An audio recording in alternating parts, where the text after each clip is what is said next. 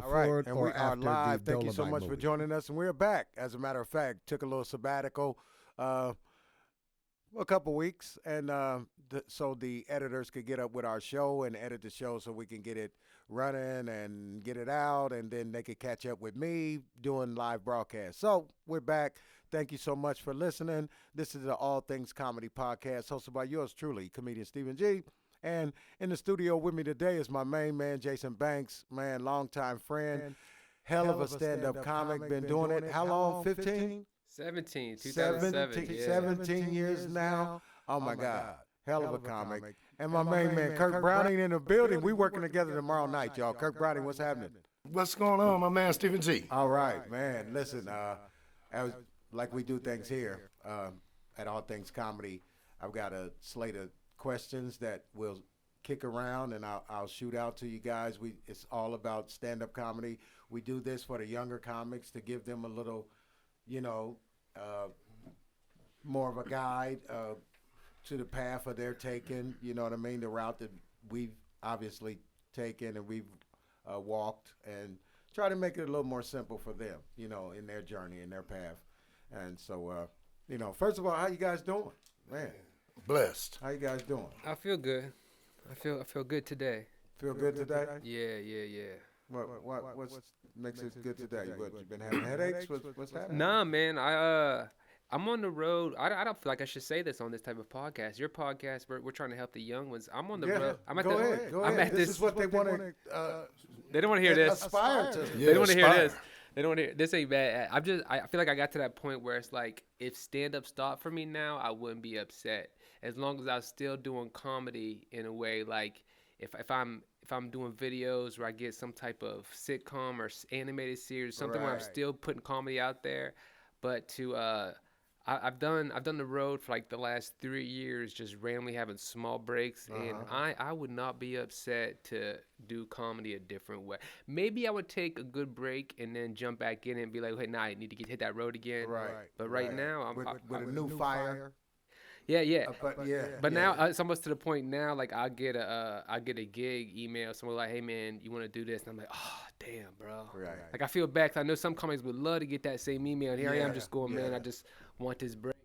When you've been doing it as long as like we have, I mean, you get that. I know comics who are just ecstatic all the time. I'm not ecstatic all the time. I mean, I've been doing it so long. I mean, I can get up, but you know what I mean? Yeah. For some things, I get up and I'm hyped about it, know. But for the most part, a lot of shows, I'm like, it's regular. Yeah. I mean, my wife doesn't even attend sometimes. Like, no, I'm not going. Right. Yeah, she done seen it. She just seen it a million times.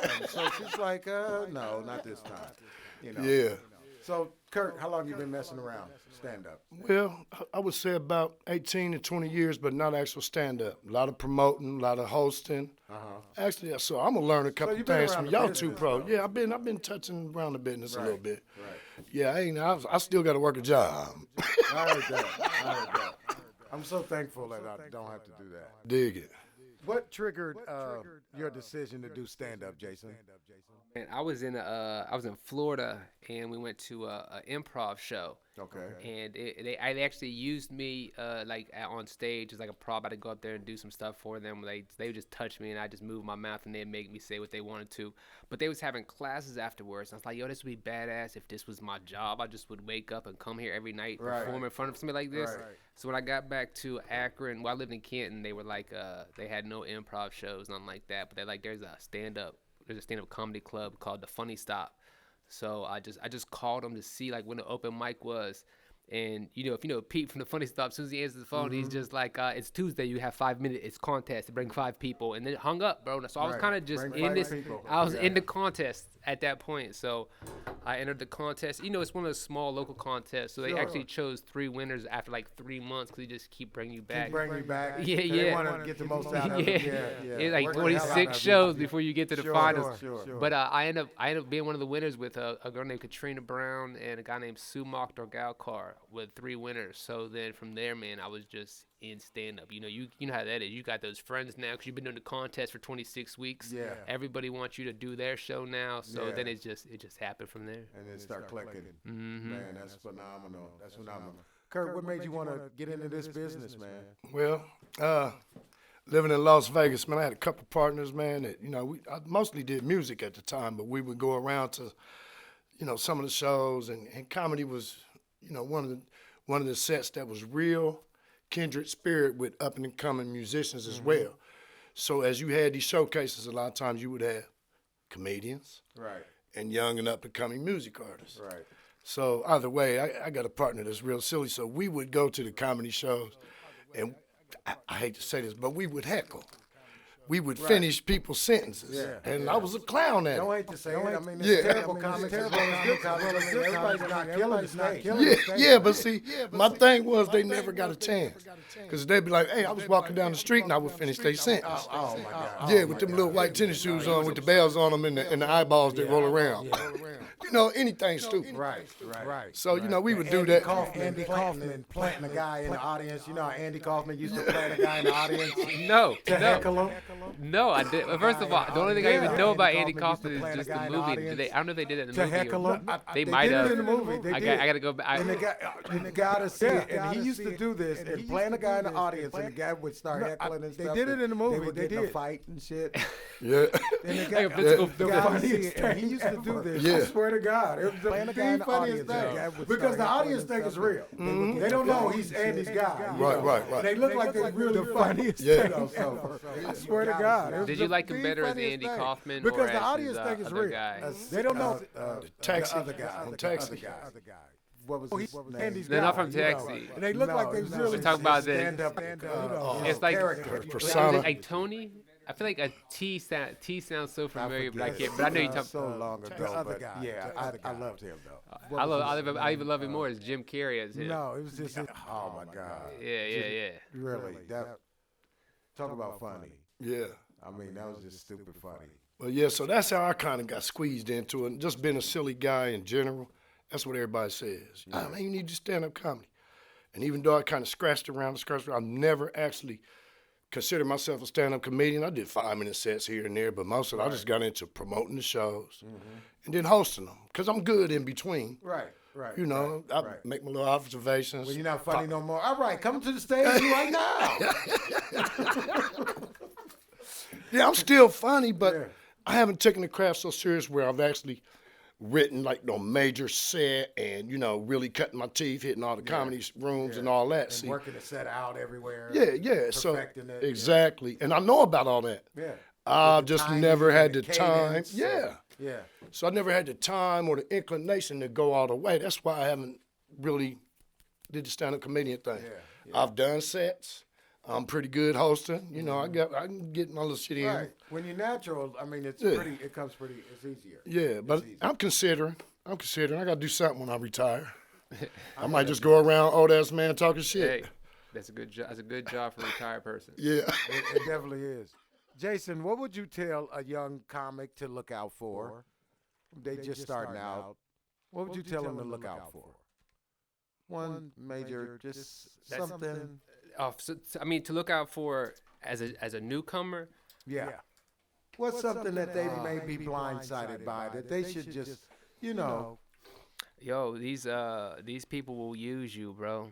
Anybody that you let use you will use you, and the bigger you become, the more people will use you, and they won't understand why when you have to cut them off. Wow, that's boy.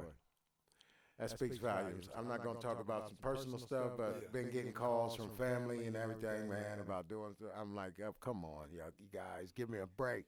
Give me a break. Kurt, what's something you could, a bit of advice for a young comic just starting out? Something, to look out for. Well, I simply do the opposite of what I did. Like, if you're going to do it, do it. Go do it. Hit every open mic you can Don't hit. pussyfoot around. Yeah. Yeah. And if you get in there, the more bombs you get, the less bombs you get. There you go. You know what I mean? There you So go. if I was going to do makes it, you a bomb shelter. It Yeah. makes Well, you stronger. It makes you yeah, invincible. it's just like anything you choose to do, sports, acting, whatever. You ain't gonna get in the top selling box office smash right off the bat. You know what I mean? So you got to just, if you really want to do stand up comedy, the little, not telling you from experience because I've always just nibbled around it. I'm talking about the people I nibbled around, those real comics. Right, right. And They took will it tell seriously. you, yeah, they will tell you, man, what it takes. I've watched it even here from the outside looking in. Man, I've seen cats go to 3, 4, 5 rooms in a night. Yeah. You know, run all over Columbus, Yeah. go into the rooms, Well, do I their would little do that bit. in New York, not Not right. Columbus. Yeah, Well, I mean, I would do that in New Yeah, York. though. yeah. But, and that's how a lot of major comics that we know, that's how they came up. Sure, for sure. But yeah, if you're going to be a comic, man, it is not easy. It's not easy. You got to take it. You got to. If you sit in front of a room full of people, ain't got That you nothing to don't do. Ain't got nothing to do. They looking at you like Yes. with the 1,000-yard stare. Exactly. You gonna make me laugh. And you can move them. Yeah, yeah. And if you can learn to make them laugh, and that's the power that you can possess. Man, Listen, I hate that hustle part though. That New York part. I was in. I got to do Caroline's before it closed down. Oh my God. And Mark Gregory came out, man. So we had let him do a guest spot, and then he took us around New York, man, to do other shows. And it was like on the way to the second show, I was like, I'm good. I'm going back to the. Right. I don't want to run Right. around these little spots, bro. Right. I Till don't- 3:30 in the Yeah, I morning. don't like the subway at all, bro. I don't like none of that. Well, None of that. See you. I kind of was blessed. I had some friends who was driving around. So, you know, Mike Epps was out there and Drew Frazier and Talent. And, you know, it's if you know a lot of the comics that are out there, it's a little easier because they got cars and stuff. You know what I mean? So it's a little easier. We're still on the subway, too, sometimes. And that's the only way to travel in New York. I lived in New York City. Yeah. And believe it or not, you get a lot of material on the train. You do. You You feel safer when it's 3 or 4, y'all. Yeah, if you got somebody with you. You know what I mean? I'd be surprised that people go down there by themselves, man. Some of the people I see by themselves. I'll be by myself. Yeah. By myself. I've seen little white girls like 15 just sitting by themselves. I'm like, Yeah, like, let me you sit with brave you. as I We don't know should what. we should be Yeah. together. We could should team. be- Yeah. But see, Yeah. that's the deal. New Yorker is a New Yorker. Yeah, bro. Even if she's a 15-year-old little white Catholic believe girl that it. go to Catholic school. And you could tell because they're dressed all baggy. They're not wearing no tight clothes or nothing. You know, they're dressed so nobody be looking at them. You know, they dress like a New Yorker. Yeah, and plus, now, you probably didn't see her on the train on her way uptown. She wasn't going up to Harlem or Washington Heights or, you know what I mean, taking the train to Brooklyn. They ain't that bad. Oh, no, it ain't that bad. Jason, take this. Do you look at wearing a dress as disrespectful or a mainstay in stand-up? Like a mainstay. Ari Spears said that it's more of a mainstay to him and not a disrespectful type of thing. Where do you stand? If somebody wore a dress, Where do you stand with the dress in general, Yeah. I have nothing against it. In my mind, I would think. I mean, anybody you're trying to do, you're portraying a character anyway. So if you're not dressed as a woman, you might be dressed as a airplane pilot. But at the end of the day, all you really are is dressed as a character trying to be funny. But then, I don't see the issue, especially with anybody you think that was in dresses. Like you want to talk about Martin Lawrence when he was in the movie they talk about, and that's also the movie that had Brandon in it, that Brandon Jackson Yeah. But also Tyler Perry. I mean, these guys. I don't think any of them made shitty money from wearing a dress. Now, it'd be different if you was like, Jason, what do you think about wearing a dress in this YouTube skit I'm going to put out on Tuesday? Well, nigga, I ain't going to do it on that. Yeah. That'd be a lot different. But That'd be a lot different. if all of a sudden they're shooting, what are they shooting right now? They're shooting a new Happy Gilmore, man. That's cool shit. There should be a Happy Gilmore 2 coming out. Right. And if they hit me up and they's like, we need you in this dress, I'll be like, let me pick it out. I got different colors that'll go with my skin everything. complexion. It's Yeah. You need high heels. and Yeah. little- oh my God, Kurt, what do you think? The dress wearing. Now, Where do you stand? to me, it's all about, you visualizing your opportunity. So if my opportunity is to do a dress, and depends on the production, if it's a worthy production, and this is going to affect my career, then I'm going to wear a dress. But see, the way I look at it, I was an old athlete. If it's a dress I got to wear, I'm going to put it on. I'm going to tear that shit up. I'm going to tear it up. No, I ain't doing no porno. Ain't doing a porno. No, we didn't say that. No, but I'm gonna tear that part up. I'm gonna do my best to slam that part because here's my thing. You didn't assign that to me. Even if you did assign it to me to be degrading, what I'm gonna do is I'm gonna take that negative, I'm gonna flip it, I'm gonna be a bad Mo Scooter in that dress. Yeah. Now, I don't know because I'm skinny cat, so I I need a belt for my drawers. Now I don't know what they're gonna do while I'm in the. You're gonna be looking like Juana, man. All tall and oh my God. They be like, look at that broad with them terrible legs. Man.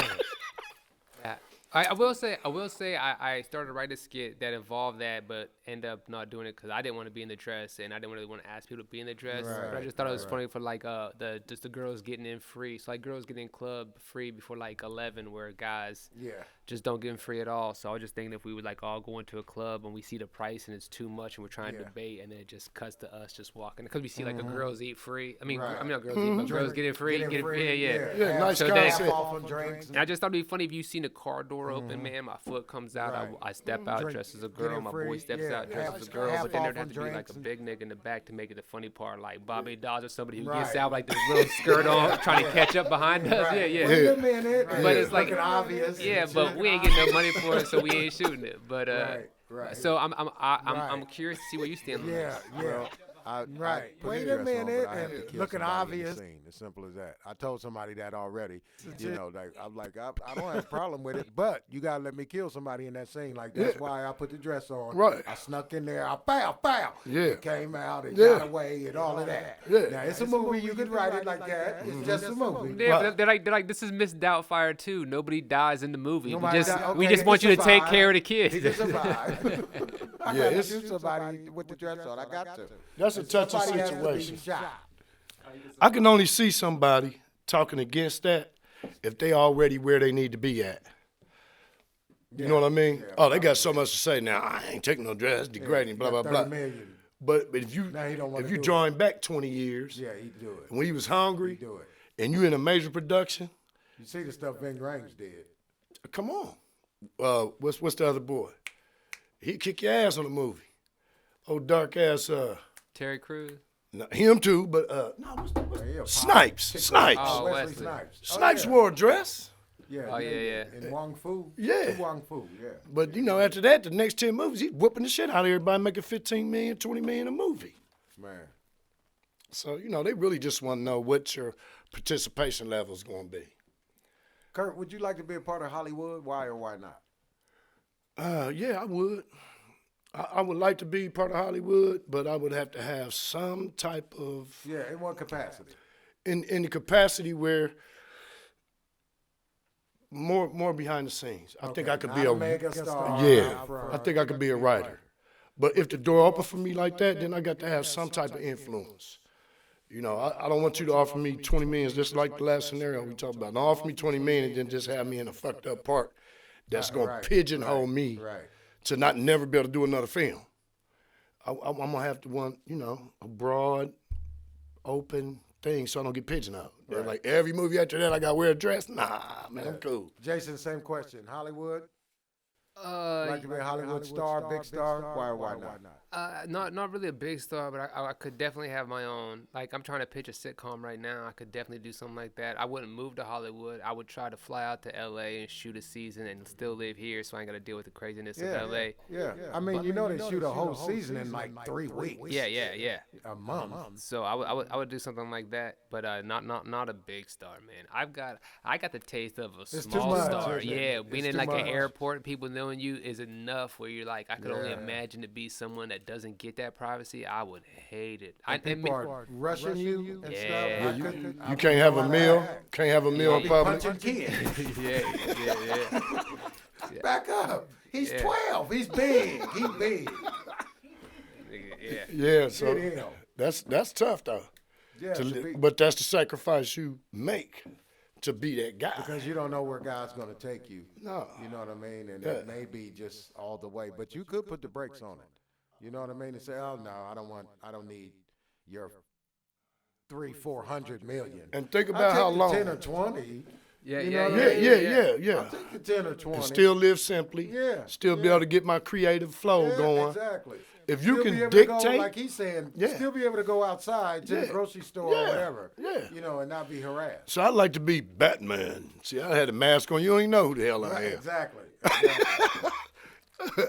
You know, but yeah, that's tough. That's a tough question, man. Yeah, that's a tough one. Jason, take this. Mainstream and black comedy seem to be merging more.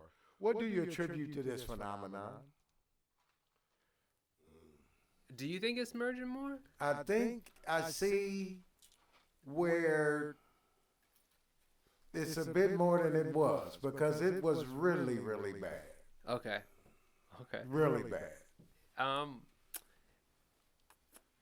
Man, I didn't honestly, I didn't really even see it merging like that. I feel like I'm not seeing anything because it's like, besides seeing, it'd be social media. I would guess my answer would be, because besides seeing the few not social media comedians, people that do videos, but people that just do stand up and you see them on social media, starting to get in the A clubs more. And now you look on it and it's no longer just this old comedian from whatever, some old white comedian. You might just see a young black dude that you've seen that does videos or something. So I believe social media is getting them in the mainstream more instead of in those just all black rooms.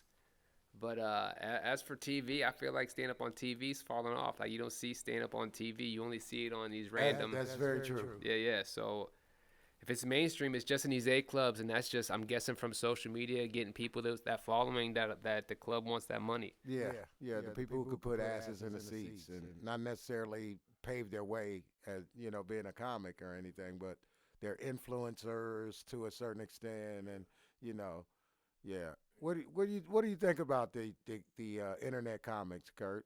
Well, I think it's great because you control the creativity, and if the people accept you, the people accept you. There's no filter or nobody passing judgment on you. Right. The actual people are responding to your stuff. So, and as far as the mainstream And you thing, developing a following sitting at home. I mean, Yeah. you can't beat that. right? There ain't nobody to heckle you. You just do your work, Really? post it, and see what the people think. Yeah, and What I was you mean, gonna say, Jason? well, Go ahead. for them taking over the clubs though, I blame that on the club, man, because Yeah. some of these people, bro, I know for a fact some of these people that aren't even comedians just get these calls from these agents that go, I know you don't do comedy, but you're funny online, And I can book you. Yeah, and I get you booked, and you can make $26,000 this weekend if you want to just go do this weekend at this club, and then they go, they just tell these long ass stories. People hate it, They and bomb. so that's the reason real comedians don't get booked at the club, is because they're booking it up with whoever can fill the seats. But it's definitely, I would say, it's not these people looking to do that. They're not gonna sit there and reach out to the old comedians and be like, hey man, I'm sorry, you should have been Right, booked, but of course, right. like Macklemore did when he won his best album of the year over Right, Kendrick yeah. Lamar's like Good Kid, Mad City. He Yeah, reaches out yeah. like, hey man, my fault. You should have won this. It should have been you. Should have been you. That you dude. should have been booked, man. It should have been you. But fortunately, I got 3 million followers. And plus, you know what I think the mainstream adapt, like we almost swallowed up all parts of culture. And we know yeah. as comedians, we got a whole different style. So in that realm, I do believe that there's still comedian shows. What was the country tour they used to do? Billy Bob and them. There's still Blue comedy, Jeff right? Foxworthy. yeah, Jack's father. Blue yeah. comedy, it's like blue Yeah, comedy. blue collar comedy. Yeah. So Blue collar, yeah. that's one of the things that's still sacred to white folks. Right. You know what I mean? They So try to keep it's two separate genres, black comedy and white comedy. It's people in the industry that really are. I mean, this is what they do every day. yeah, and so they Steady driving a wedge between the people. and making black comedy and white comedy look like two separate genres. And here's the thing, I can get it a little bit because if you go play a room that you and your set is centered around relatable things, especially from us, and you got a crowd that ain't never really been a part of, have no idea, Right. which we know the most funny things are things that gotta- people can relate Yeah, to. and you got a bunch of junior samples in Yeah, the audience. yeah. BR549. and But that goes for anybody though. If you have like this Asian comic up there doing all this material about his type of About life, then we might not rice understand and- it. If you you have know. a lesbian up there doing jokes about that, you might Yeah. not understand it. So then in that case, you would have to basically separate this comedy into so many different genres Yeah. instead of just two. So to say one's white, one's black, Yeah. it's like, well, where does this Asian comic fit in that only talks about shit from the Philippines and in Right. whatever? Okay, but Jason, check this out. There is that upper tier whether you be a lesbian, Asian, whatever, you and gotta your be whole universal. crowd, You gotta and your be whole universal. crowd is black. Because my boy Joe Coy, funny as hell, and he played all black rooms for a long time. Oh yeah, yeah. Oh, let me. I'm not saying they can't. My point is, Yeah. I don't say you separate it in two. That doesn't make sense. But Well, yeah. you don't want to separate, but let's be honest. There are those Oh yeah, for sure. that do that. Because I mean, if you play an all white room and everything that you talking about on your set is relatable to who? Your people, then everybody ain't gonna find that funny. But then there's people like Richard Parker, in his day he could play to a room Yeah. all white folks, Red Fox. Sure, I've done it before. Yeah, and I've done it before. yeah, you so- just got to be smart. Yeah, you That's- got to be that's real all. smart about it. And funny. And funny. I mean, if Yeah, you're pretty intelligent, people will listen to you. Yeah. You know yeah, what I mean? Yeah. That's the bottom line. Yeah.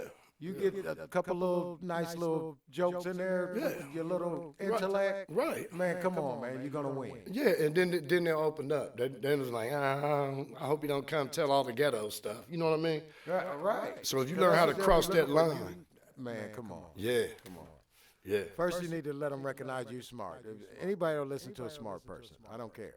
They're going to listen to a smart person. Even if they're racist, you're up there and you're black or whatever, they're going to listen to you if you sound smart. Yeah. It's simple. Next question.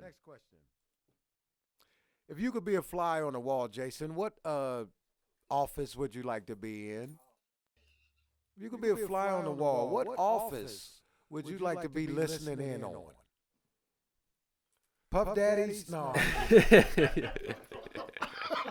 No, they ain't got him yet. He's probably in the office. I told y'all it was coming. yeah.